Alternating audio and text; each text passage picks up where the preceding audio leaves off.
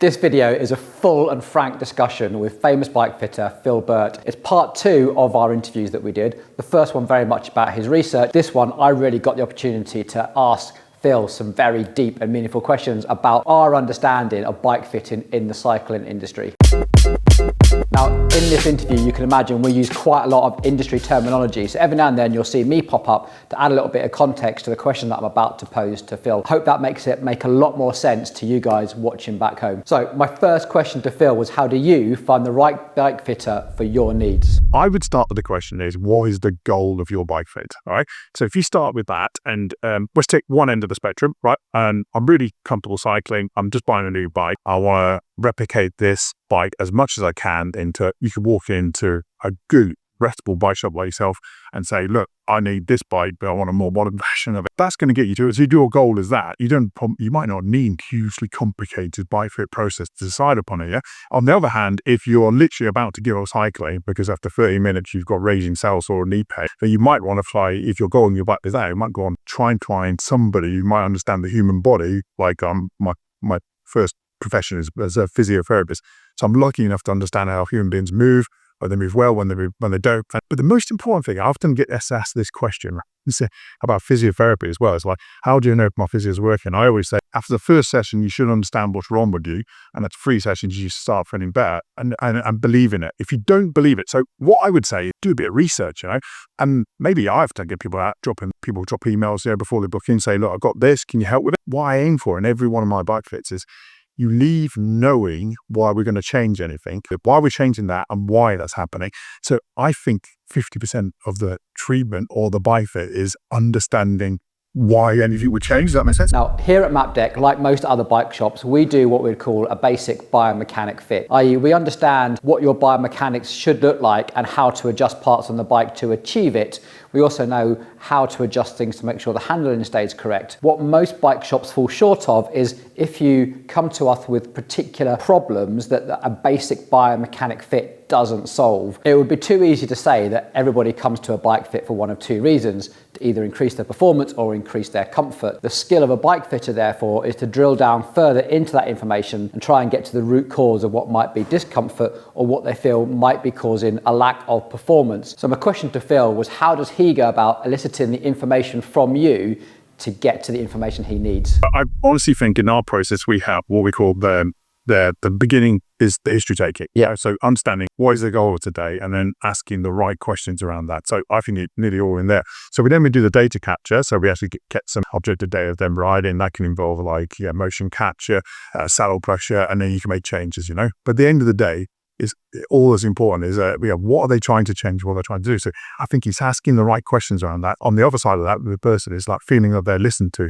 And I think in my profession, like I said, in the medical world, the best doctors or physiotherapists or anyone I work for are the ones who actually take a good history and the patient feels that they've been listened to. Substitute patient for client for bike fit is like, right, I've understood why you're in here today. I've asked you the right questions. It's about listening to people more than important. I always say every single bike fit, the process is exactly the same that I use, but every single bike fit is different. And you'll always determine what is going to happen at the beginning bit, because that's where the goal is. In my mind, and I'm a better bike fitter than I was last week than I was 6 years ago, because if you're humble enough to admit that you don't know everything and nobody knows everything. Sitting on the other side, though, is a person who knows very little about what I know a bit. If I can impart some knowledge to them and they recognize, hold on, babe, when that person complains of this and this is normally where we go, look, right, can we confirm that within the process and then deserve it? But I often say to people, look, if you've got a local bike shop that you trust, if they trust you, they're going to, that's important, because that trust relationship is so important because they're probably going to tell you if what you're asking is beyond what they can do. Absolutely. And trust in bike fitting is actually a really good point, because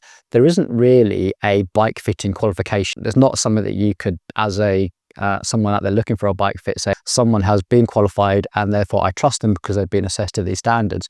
Everything, bike fitting is a collection of lots of different disciplines, and trying to find someone to get that trust is hard. I mean, I think bike fitting trust is probably built from word of mouth more than anything. Could that be fair to say? So With word of mouth and reviews online, people saying, "Oh, I don't incentivize anyone, but I say, look, if you're happy, leave a review." And what you people are looking for there is, "Oh, that's what I'm looking for," and they were happy. Human beings are quite herd animals. When it comes to that, go, "Oh, right, I recognize that." Bike fitting isn't a profession. There is no standard, but people have tried to make it a profession, but almost anybody can come from almost every walk of life and call themselves that.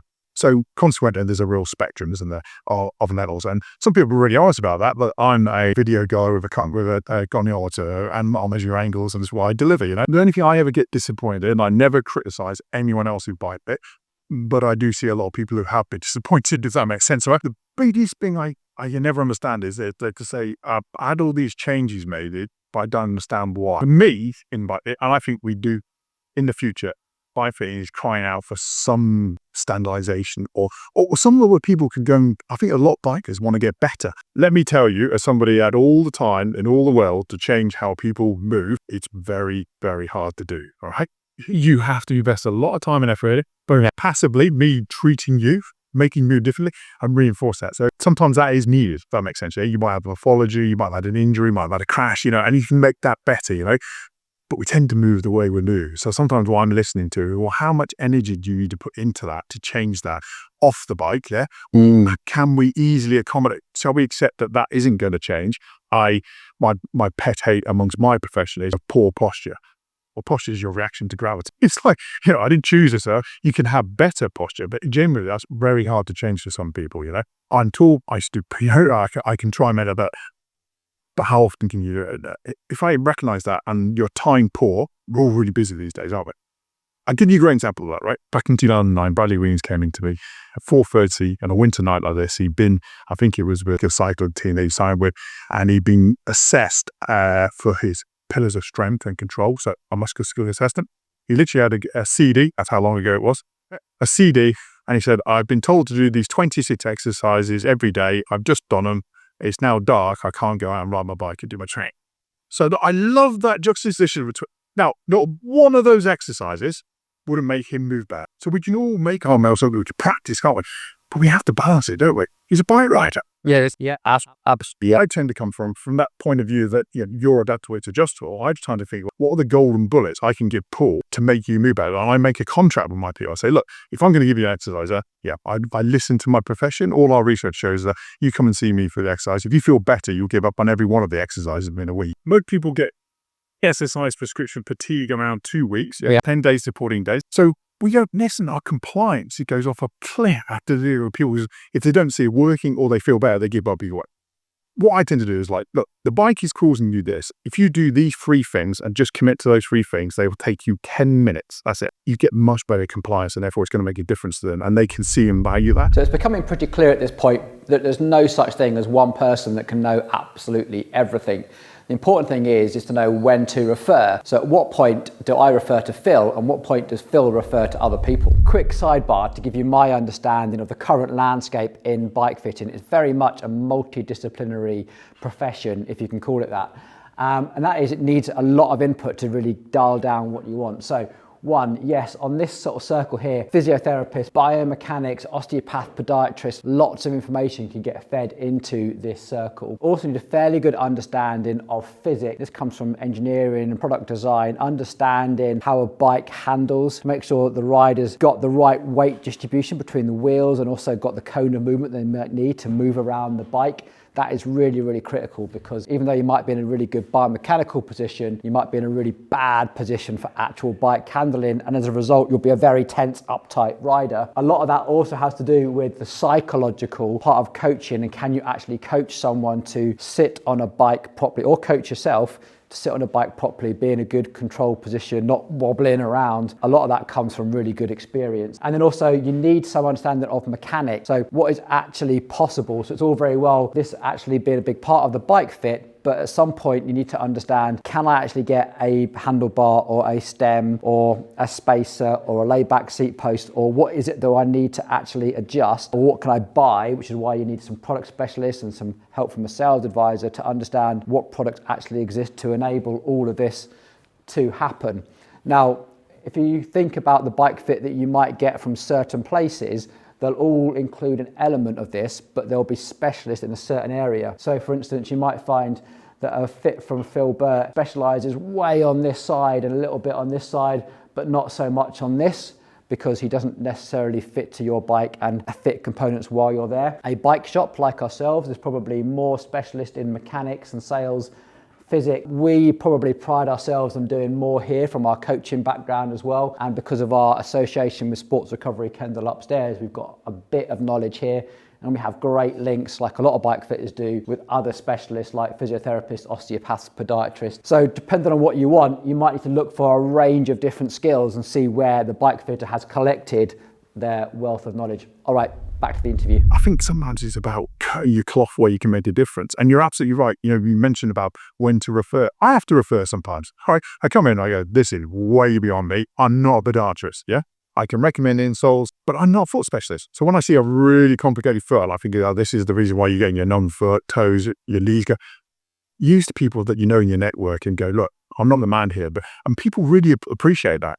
Being passed on is not necessarily a negative thing. I think some practitioners get really scared that they haven't got all the answers. Nobody's got all the answers. You mentioned you've got your strength and conditioning gym. And if I do, you're absolutely right. I do a bit of an off-bike assessment looking at people. It's not overly involved, but it just sometimes identifies, someone does a single leg squat and they're literally falling on the floor. You're like, okay, I can give you some stability that can abide. I can go in your local areas, often they're quite far away. I would find someone, a practitioner of this discipline, be it strength and conditioning, Pilates, whatever, could be worth involving, investing in that. Sometimes it's about conceptualizing that the right way. Some people, for example, giving exercise that you do at home. So you go home, you look at all your stuff, and you think, I've got to do all that. And we get home, you generally want to relax. So sometimes just putting rehab or making yourself moving better in a different place. I think that's why people get wrong. But Pilates is just a word. What I see is movement correction with external force supply. Next up, Phil and I start to get really geeky about the equipment that bike fitters use. Now, Phil uses a really fancy jig from a company called Retool, and it's basically a fake bike with lots of little wheels and switches that while someone is sat on it, you can adjust almost whatever you want. Most bike shops, ourselves included, don't have such a jig here in the shop. There's just not enough room. So we tend to rely on a couple of different things. One, we have the static bikes, and then two, we have turbo trainers, and possibly more recently, we're going to start using the kicker roller as well. So the process takes longer, but is the outcome the same? Motion capture, whether it be Retool, STT, ID Match, all these things, right? They're just measuring tapes. Right? So I see regular people come along and they talk about a Retool fit. And I love Bridge. I've been using it for I use my measuring tape. Now, whilst the ranges of the numbers means I never force someone to try and everyone to sit in there, because that's like trying to make everyone fit in a circle or square hole. So, depending on who you are. I think if you've maybe been suffering with something, what we often see a lot of is cycling's quite misunderstood as a sport by the medicine community, right? So I get a lot of referrals more. It's a very different sport. So doctors often go, commonly with women who are having saddle issues that I understand, and men prostatitis, a lot of men get that adult and they get told to stop cycling because the cycling gets blamed zeros. Why not? What we specialise in is sometimes picking that apart. Hold on a minute, it's just somebody doesn't know what they're talking about. At which point you might need someone like me who can gather all that data, but most importantly, it's still important. So we can have saddle pressure, but pressure has to go somewhere. So it's not about just reducing pressure. It's about what does that mean? Comes back to my main thing. At the end, I think you have to have a credible plan. At the end, I send a report. I say, what did we find? What did we do? Because in bike fit, I don't know if you found this. You can do certain things on the day, but other things are massive changes. Saying, yes, you have to send more. And then some people get a bit disappointed. What did we do? And what do we plan to do? And sometimes the plan is the most important thing. And I might send someone away, I would like you to change this first of all, and then ride and feed back to me. But how they feel when they ride is the most important thing. And in some ways, that's a luxurious position in that we can sell much, and that we can stage it and have people in. But that's the way I think is. If you change everything at once, how the hell do you know what's working, As I was reflecting on some of the bike fits that I've done down here, such a broad range. I described to Phil how sometimes I feel like I can do nothing apart from just change a saddle and maybe put it up by 2 millimeters, and all of a sudden you get a 5-star review, you're the best bike fitter in the world.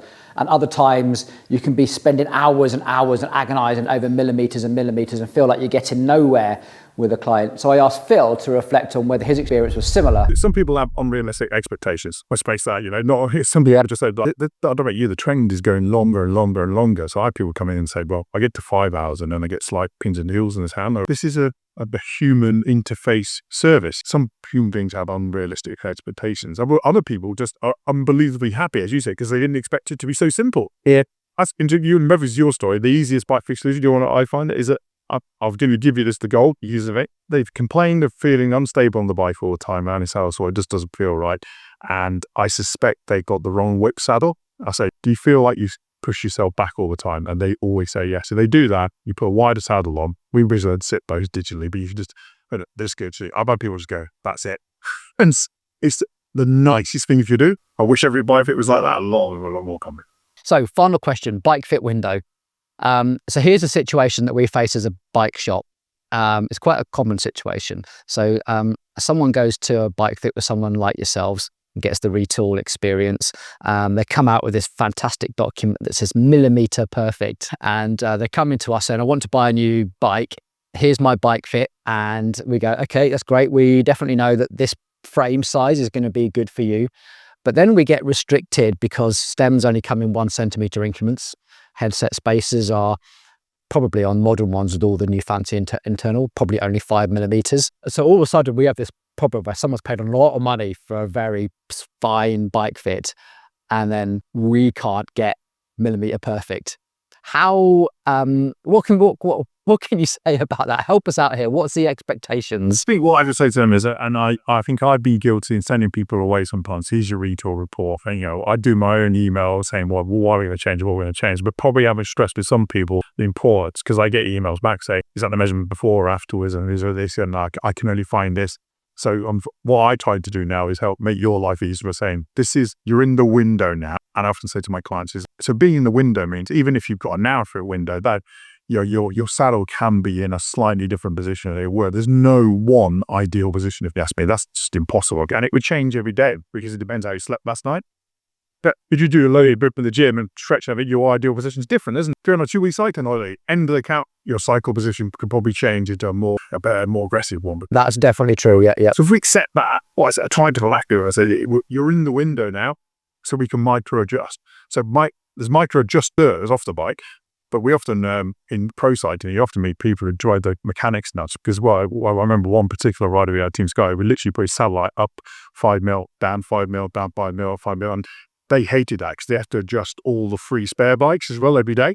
And so I was sent in there, why is he doing this? Why is he doing this? And they just down there goes, I know where my anchor point is. He goes, that's my saddle height. He goes, if you're a really hard day, I'll just put it off 5 mil and I'm using a different part of my quad, so I just feel really fresh. So what he'd worked out was that micro-adjusting made him feel slightly more comfortable. Interesting, yeah. I think when someone comes to you, look, this is the report I got. As long as it's within probably 10-minute leap away, even as long as it's not so. Some people are pretty narrow precipice, so you're going to be in the window. So my job, I see the bike base, is find out where is your window. Here it is, and give that prescription over to them. Yeah, we often say to some people, just because all the geometry is online these days. Yep, send us the bike you want. We can compare it to retail report. Right, the stack and reach is different. We just manipulate the stem. As long as it's not stupid, you can be all right. I'm going to throw back a question to you. Go on.